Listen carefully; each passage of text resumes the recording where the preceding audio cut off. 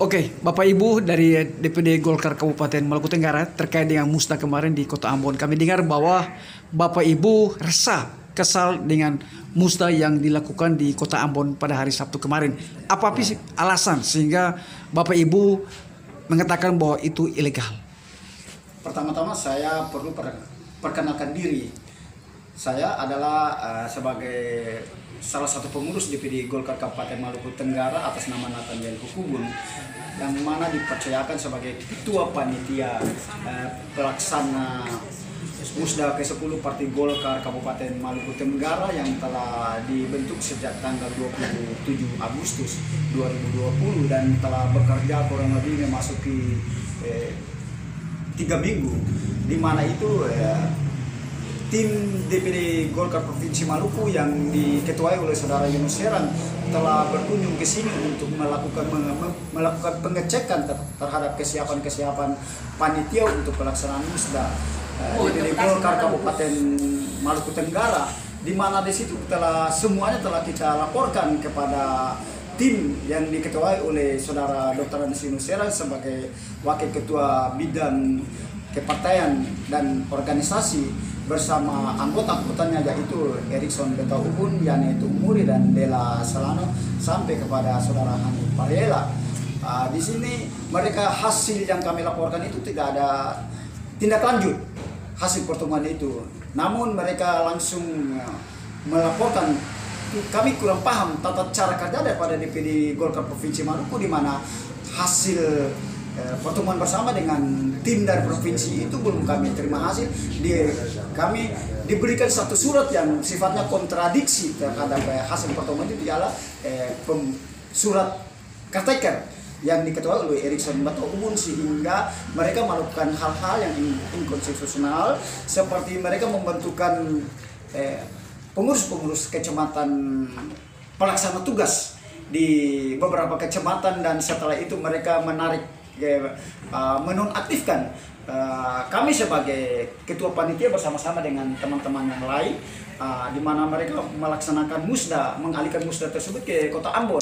Ini jelas-jelas melanggar aturan-aturan dasar di dalam Partai Golkar. Sepanjang berdasarkan amanat Diklat 02 tahun 2020 pada pasal 151 mengamanatkan bahwa musda provinsi, kabupaten, kota maupun kecamatan tetap diperpanjang sampai kepada pelaksanaan musda dan musjam berikutnya, di mana ketua-ketua pada tingkat provinsi, kabupaten, kota maupun kecamatan telah terbentuk, baru kepemimpinan itu bisa melaksanakan musyawarah-musyawarah selanjutnya.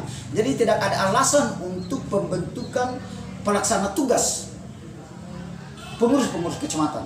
Ini adalah jelas-jelas tindakan-tindakan yang melanggar atau melawan aturan-aturan dalam anggaran dasar dan anggaran rumah tangga Partai Golkar. Selanjutnya terkait dengan hal tersebut perlu kami jelaskan bahwa musda yang dilaksanakan di Kota Ambon oleh tim caretaker pada tanggal 3 Oktober 2020 yang baru lalu, pada hari Sabtu baru lalu, adalah musda ilegal, di mana di situ dihadiri oleh pelaksana tugas ketua kecamatan-kecamatan yang mereka tidak punya kartu anggota. Identitas keanggotaan mereka dalam Golkar, kepartaian Golkar adalah tidak jelas, adalah tidak benar. Mereka hanya memakai baju kuning, tapi ketika terjadi tuntutan daripada teman-teman yang pengurus DPD Golkar yang sah, mereka tidak ada satupun yang bisa untuk membuktikan status keanggotaan mereka di dalam kepartaian Golkar. Kartu anggota lain-lainnya tidak ada. Itu yang perlu pertama-tama kami jelaskan, kami tegaskan. Selanjutnya tentang pelaksanaan musda di Kota Ambon, kalau memangnya mereka menyadari bahwa mereka itu adalah pengurus, kenapa sampai kita yang punya legalitas di dalam kepartaian Golkar yang bekerja bertahun-tahun, puluhan tahun, kenapa kita tidak dilibatkan di dalam pelaksanaan musda? Itu persoalan yang sangat mendasar. Jelas-jelas arogansi DPD Golkar Provinsi Maluku. Yang kami pertanyakan di sini ada, apakah Pak Ramli Umasugi, Ketua DPD Golkar Provinsi Maluku, beliau itu paham aturan atau tidak? beliau itu membaca aturan-aturan dalam Partai Golkar atau tidak. Disitulah kami menilai bahwa mereka diktator, sangat diktator. Itu yang perlu kami tegaskan terkait dengan kepemimpinan Pak Ramli Umasugi sebagai Ketua DPD Golkar Provinsi Maluku. Kami menghargai tentang kepemimpinan, tapi kami sangat kesal. Kami melihat bahwa Golkar ke depan ini tidak ada kepastian di Maluku. Tidak ada kepastian terkait dengan langkah-langkah tersebut. Kedua, kami sangat menyesal terhadap steering committee yang memimpin sidang Musda DPD Golkar ke-10 di Ambon, di mana itu dipimpin oleh Yusril Mahedar. Di situ tidak ada memberikan kesempatan untuk kita ini berbicara. Lah, baik dari pihak kita maupun dari mereka yang katanya PLT yang pelaksana, mereka tidak berbicara. Di sini Musda itu sebenarnya Musda milik siapa? Ya, Musda kan milik kita DPD Golkar Kabupaten Maluku Tenggara. Jelas-jelas sangat Musda itu penuh dengan rekayasa, penuh dengan sesuatu yang tidak wajar dan tidak sesuai dengan aturan-aturan yang berlaku.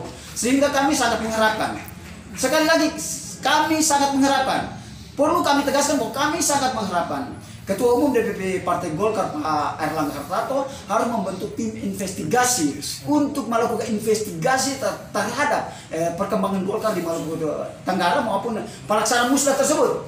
Pelaksanaan musda tersebut tentang musda Kabupaten Maluku Tenggara khususnya dan Maluku secara keseluruhan, karena gejolak dan dinamik ini bukan saja dialami oleh kita di Kabupaten Maluku Tenggara. Kalau memangnya kita mau supaya Golkar di Maluku ini, Maluku Tenggara maupun Maluku ini bisa berkembang dengan baik dan cemerlang, maka tim investigasi harus dibentuk. Tim investigasi harus dibentuk oleh DPP Partai Golkar. Itu yang perlu kami tegaskan.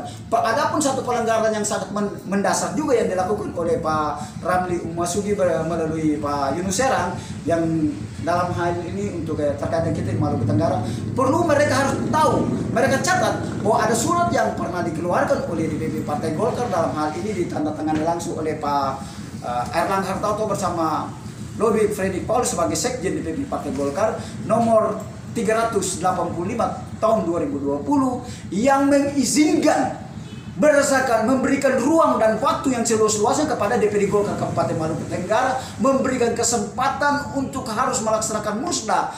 Batas waktunya 30 September.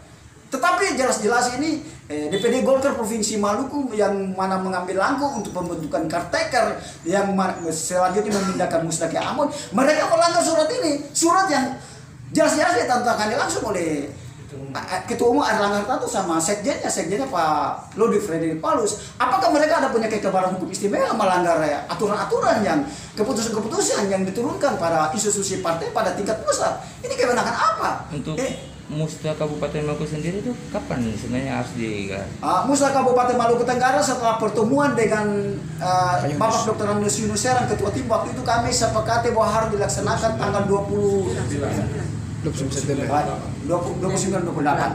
Itu yang kami mintakan. Bulan September ya? Bulan September.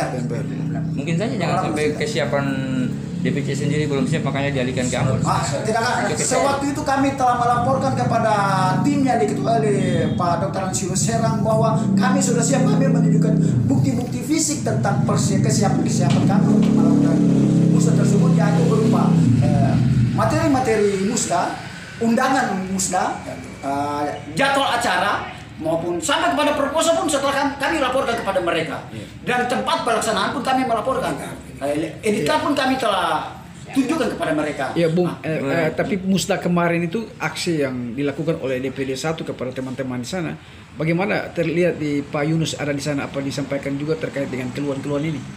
Responnya seperti apa oleh Pak Yunus? Pak Yunus Serang bersama tim katakannya cenderung menghindar dan melakukan pembelaan diri. Terjadi penyampaian rasa ketidakpuasan daripada pihak DPD yang sah, dari anggota-anggota yang sah. Mereka menghindar, mereka tidak pernah memberikan ruang kesempatan untuk bisa dapat berdialog dengan pengurus partai yang sah. Untuk musda ini berapa kandidat yang di musda tersebut terhitung 2 kandidat, tetapi itu penuh dengan rekayasa yang telah dibuat oleh DPD sendiri, di mana untuk memenangkan salah satu calon tertentu yang tidak sesuai dengan aturan-aturan yang berlaku.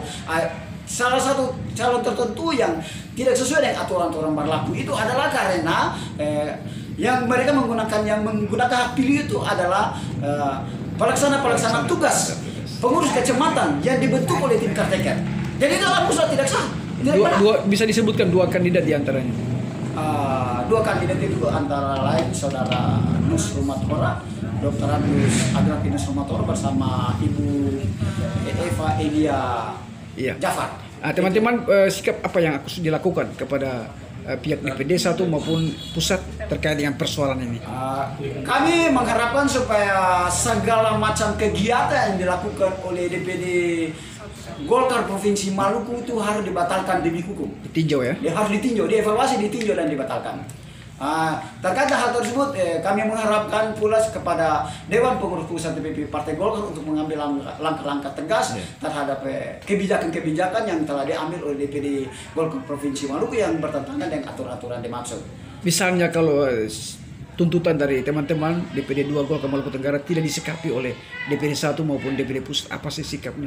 Kami tetap menduduki Sekretariat DPD Golkar Kabupaten Maluku Tenggara sampai ada kejelasan dari DPD Golkar Provinsi Maluku maupun DPP secara langsung. Yang kami mintakan adalah pembentukan tim investigasi untuk mencari fakta terkait dengan pelanggaran-pelanggaran di dalam Partai Golkar ini.